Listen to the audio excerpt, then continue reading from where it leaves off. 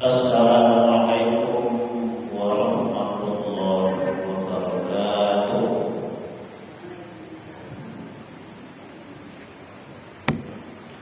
Alhamdulillahirabbil alamin. Wal 'aqibatu lil muttaqin.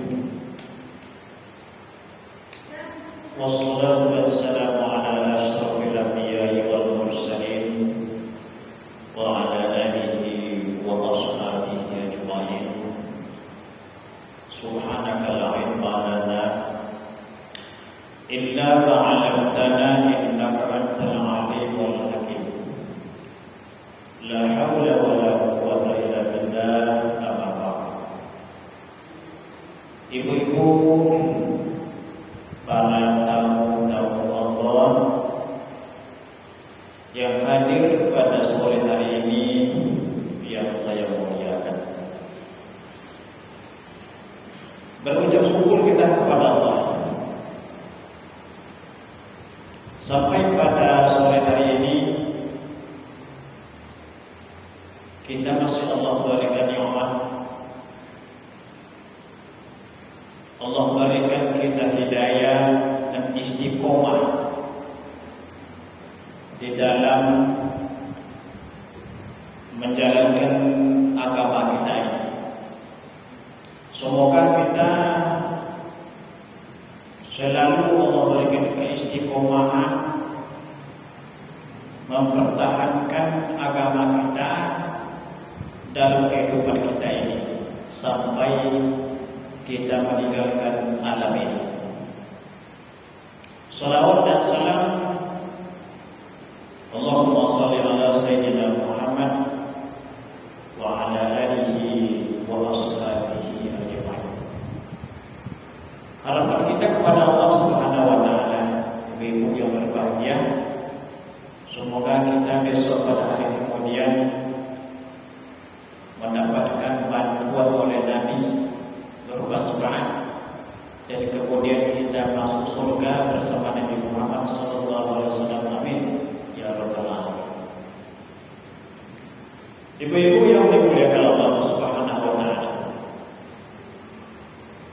sekarang kita sudah berada di tahun baru Hijriah, tahun baru kita, tahun baru Muslim. Jadi kalau kita bicarakan tentang tahun baru, maka inilah tahun baru kita, tahun baru Islam 1447 Hijriah. Pada hari ini sudah hari berapa? Kelima ya, Hijriah. Pokoknya masih bulan Muharram begitu. Nah, bicara kita tentang tahun baru Hijriah ini, ibu yang berbahagia, apakah tahun baru Masehi atau tahun baru Hijriah hakikatnya sama? Apa hakikatnya? Hakikatnya itu adalah waktu. Masuk tahun baru Masehi, besok juga masuk waktu baru itu. Masuk tahun baru Hijriah juga itu masalah waktu. Jadi waktu. Kata ulama mengatakan bahwa umur manusia itu adalah waktu-waktu. Maka berlalu satu hari, hilanglah usia kita satu hari. Ini kata ulama. Umur manusia itu adalah waktu katanya. Waktu itulah usia kita. Maka bertambah waktu umur kita, berkurang dia jatah hidup. Itu pasti. Kalau kita dinyatakan oleh Allah umpamanya 65 tahun usia kita, masuk sekarang tahun baru Hijriah kan, bertambah setahun dari tahunnya dulu, bertambah setahun, maka hakikatnya berkurang setahun. Begitu sampai kepada finishnya. Tapi kita tidak tahu ibu kapan finishnya itu. Untung tidak tahu beda. Cepat tahu kan? Nah, pasti kita tak makan ikan 2 minggu jadi kita wafat. Ini hikmahnya. Jadi apa semestinya yang kita laksanakan Ibu? Setelah masuk tahun baru itu apa yang mesti kita laksanakan sebagus-bagusnya? Yang pertama, hikmah daripada tahun baru itu adalah masa muhasabah. Muhasabah itu maknanya menghitung-hitung diri. Hitung diri gitu. Kenapa kita hitung-hitung diri kita Ibu? Karena kita ini di dunia ini tak lama. Dan kita ada modal. Kita hitung diri kita. Untuk apakah kita Allah ciptakan di bumi ini? Tanya dulu. Untuk apa kita ada di bumi ini? Nah, setelah kita tahu untuk apa kita ada di bumi ini, kita gunakan akal lagi, kita hitung-hitung. Memangnya ke apa? Allah menjawab. Allah menjawab, "Wa ma khalaqtul jinna wal insa illa liya'budun." Dan tidaklah Aku ciptakan jin dan manusia melainkan hanyalah untuk beribadah kepadaku. Ini kata Allah. Jadi Allah mengatakan kepada kita, menginformasikan bahwa manusia itu ada di bumi ini untuk apa gunanya? Untuk beribadah kepada Allah Ta'ala. Kemudian Allah berikan kita modal. Apa itu modal kita? Waktu. Waktu yang kita lalui ini hakikatnya modal kita. Modal. Kemana modal ini kita gunakan selama ini? Adakah kita gunakan dengan semaksimal mungkin atau rugi kita? Modal kita habis, sedangkan yang kita tuju, sedangkan yang kita laksanakan tidak banyak. Kita tahu itu. Modal kita waktu. Nah, berapa usia kita sampai hari ini? Sudah berapa Allah berikan kita usia? Allah berikan kita umur sampai pada hari ini. Kita tahu. Jadi ada kita yang mungkin sudah 70 tahun, ada 60 tahun, ada 50 tahun, macam-macam. Itu rahasia kita sama Allah Ta'ala. Dan kapan waktu kita berangkat kepada Allah, itu rahasia Allah. Tapi pasti semua manusia berangkat kepada Allah Subhanahu wa Ta'ala, pasti. Dan ada 4 masalah yang sekarang ada sama kita, yang besok akan langsung Allah tanyakan kepada manusia di alam sebelum bergerak kaki kita bersama.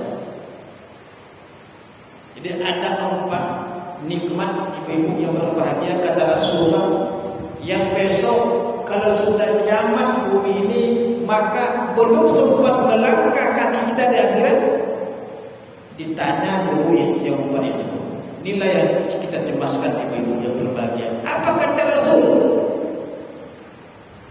La tazalu qadamal abdi yawmal qiyamah hatta yus'alu an arba'. Kata Rasul. Tidak bisa melangkah kaki manusia besok pada hari kemudian sampai Allah tanya 4 urusan. Jadi tidak bisa melangkah kaki awal besok ibu kalau 4 ini tak ditanya oleh Allah Ta'ala. 4 ini ada sekarang. 4 ini ada pada manusia. Kapan? Sekarang. Yang pertama kata Rasul, an umri bima afna.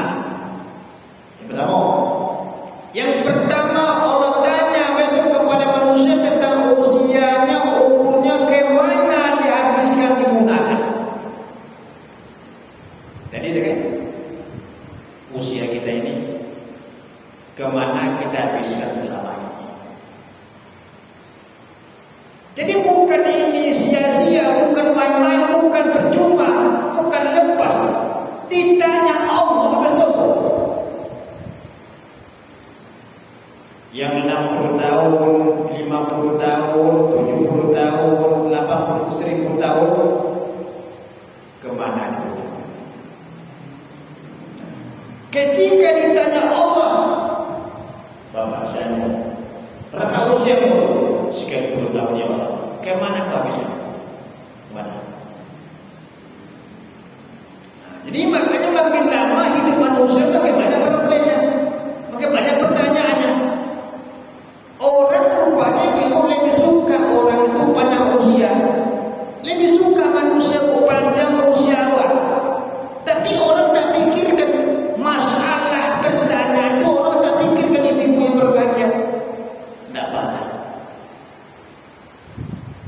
Mana yang enak, usianya lama atau yang singkat? Mana orang suka? Jadi mana kan? Ada pilihan, satu panjang lama hidupnya di dunia ini. Yang kedua, tak lama hidupnya tapi ke surga dia. Dua-dua. Yang pertama lama di dunia ini ke surga juga. Yang kedua tak lama ke surga juga. Mana yang pilih? Pasti orang pilih lama kan? Lama dulu. Itu pasti itu. Keduanya tidak. Dia satu juga. Keduanya. Kalau umat dulu lama hidupnya, umat Nabi Adam lama hidup 1000 tahun, 1000 tahun hidupnya kan, umat dulu. Makin ke ujung makin cepat orang meninggal. Maka umat Nabi Muhammad adalah baina sitti wa sab'ina, antara 60 sampai 70 tahun. Itu umat Nabi Muhammad. Jarang yang lebih. Ada juga tapi jarang. Coba tengok sini. Di lokasi ini coba berapa orang jemaah yang usianya 70? Jarang kan? Yang ada 70. Jarang jemaah yang usia 80 tahun sekarang menunjukkan banyak orang wafat waktu muda. Tengok orang sholat sini, ada tak yang jemaah yang usia 80? Tak. Jadi banyak di mana-mana tak ada. Jarang orang sekarang yang usia 60 yang jarang sekali. Yang mana 60 banyak, 70 ada juga cc kan, tapi jarang yang sampai 80. Qalilan, sedikit kata Rasul. Nih. Tapi orang kan tidak mau dia mengambil pelajaran. Setiap hari tetangganya wafat, guru WA-nya dipermasalahan wafat, jamaahnya banyak kawan wafat yang di bawah kita banyak wafat, tapi orang tak ada pelajaran. Biasa aja. Kak tahu tak aku kakak saya itu meninggal. Ya innalillah. Saya meninggal bila aku kenapa? Biasa dia orang meninggal. Sesuatu yang biasa sekarang itu wafat biasa. Tetapi apa dibalik itu orang tak fikirkan. Apa masalah yang ada di balik wafat itu jarang orang berpikir. Makanya kita kadang bersedih. Kalau ada saudara kita ibu yang berbahagia wafat dia, kita tahu kondisi dulu. Kondisi dulu waktu hidupnya kita tahu ibadahnya, solatnya tahu kita, ibadah puasanya, akhlaknya, perangainya kita tahu. Kalau agak-agak kurang kita cemas. Apalagi tidak solat. Nah, kalau ada orang wafat yang tak solat dulu, itu berbahaya.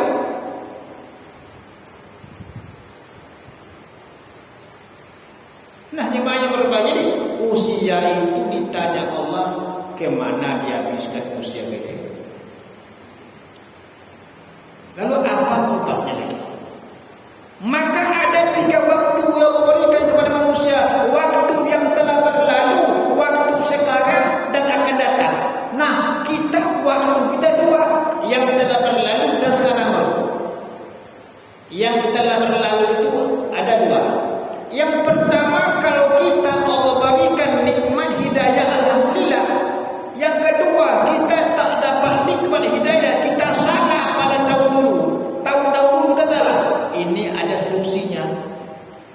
Jadi ibu-ibu kalau tahun dulu waktu dia muda banyak amal soleh, alhamdulillah. Itu namanya nikmat Allah Ta'ala itu. Di masa muda, di masa dulu remaja, kita sudah dapat hidayah, sudah kita melakukan kebaikan, kita sholat, kita puasa Ramadan, kita berhijab dan sebagainya, alhamdulillah aman ini.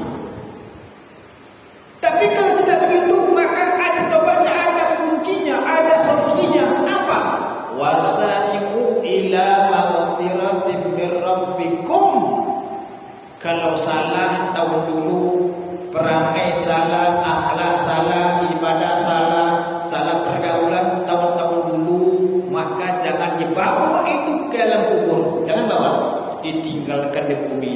Dengan apa ditinggalkan? Minta ampun sama Allah Ta'ala. Salah perangai, salah akhlak, ibadah tinggal, puasa tidak kerjakan, banyak salah. Nah, kita masih hidup, alhamdulillah. Yang susah kita sudah wafat. Kalau ada orang masih hidup, alhamdulillah. Apa maknanya?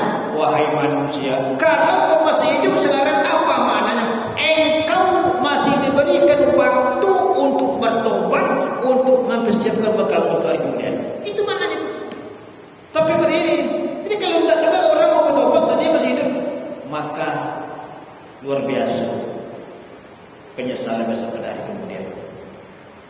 Yang pertama adalah usia. Jadi sampai pada hari ini ibu kita masih hidup, pergunakan semaksimal mungkin usia ini. Jangan salah jalan juga lagi. Ibadah tidak sebentar lagi main-main. Ngaji tidak main-main lagi. Quran dibaca lagi. Zikir kita malam lagi. Ngaji Quran lagi setiap malam. Tidak ada waktu untuk masa santai. Kenapa? Sudah usia kita 60, 50 tahun ke atas. Kalau kita bangun jam 5 subuh itu biasa itu. Itu anak muda itu. Kalau sudah usia kita 60 atau 50 kata itu bangunnya pukul 4 lagi. Tidak jam 5. Kita tidak ada bangunkan mazin, tapi kita menunggu azan. As-salatu khairum minan naum. Kita bangun kan? Kemudian kita dibangun mazin. Kalau mestinya apa? Kita tunggu mazin. Kita bangun jam 4. Ngapa kita? Tahajud, taubat, solawat, berzikir, baca Quran sampai pukul 5 kurang. Belum azan, belum apa? Azan. Kita tunggu dengan zikir. Apa itu lagi sekarang? Baru kita sukses usia kita. Itu. Yang kedua, wa anjismi bima abada. Tentang tubuh kita dulu. Sekarang ibu kan lemah, tidak kuat lagi kan, sudah lemah badan kan, itu manusiawi. Macam saya, macam kita semua kan lemah badan. Makin tua manusia makin lemah badan, makin tak tenaga. Itu biasa. Anak usia 20 tahun, 30 tahun, 40 tahun, 50 tahun itu berbeda kondisi fisiknya. Kalau kami ini ibu yang berbahagia, kalau main bola kaki, kalau bapak usia kayak saya nih ya, itu tak kuat lagi berlari. Dulu masih muda berlari, oke. Nah, sekarang tak lagi. Tak bisa salahkan siapa-siapa. Itu manusia, fitrah kita. Nah, masalahnya kemana itu habiskan dari masa dulu kokoh, kuat tubuh kita, kemana kita habiskan sampai lemah. Ini lemah kita. Kemana kita habiskan masa tubuh kita? Untuk apa kita gunakan tubuh kita? Ada kita habiskan untuk ibadah. Pak Ustaz, awal kita ingat sholat tahajud tapi lalu tiap malam-malam. Lepon sakit badan. Kini dulu waktu dulu ada tak waktu kuat? Ketika dia sudah lemah, sakit badannya, berkata dia ingin sholat tahajud, ingin zikir, ingin sholat lama-lama dan sebagainya, di waktu fisik sudah lemah, ini lebih bermasalah. Sedangkan kita dulu ada waktu kuat kita, waktu kuat ada dan kita gunakan. Ini tanya Allah Ta'ala fisik kita ini. Maka ada orang yang sanggup begadang malam agak semalam begadang karena untuk dunia domino. dunia lah kan, itu sampai subuh bisa kuat. Tapi untuk menghabiskan, mengkokoh tubuh untuk yang sifatnya agama, ini lebih bermasalah. Imam lama lagi, banyak ayatnya. Kita belakang kita merasa tidak enak kita, karena kita sudah capek. Dulu itu ada tak gitu kita kalau dulu. Tak. Jadi waktu lemah fisik ini, maka banyaklah ingatan orang. Kok seandainya ya, kok seandainya ya, kok seandainya. Jadilah di waktu orang terbaring rumah sakit, terbayang oleh dia, ingin dia tahajud, ingin mengaji, ingin zikir, kan ingin baca Quran, tapi tidak mampu lagi, tak kuat dia. Menjadilah ada penyesalan. Nah biasanya itu akan datang juga kepada kita yang berbahagia, penyesalan itu. Tapi jadilah tak terlambat kan. Jadi ini muhasabah. Sekarang masih ada, kita pertahankan itu. Maka sekarang kalau sakit sedikit jangan menyerah, tak lawan. Yang ketiga, wa an ilmi madza amilani.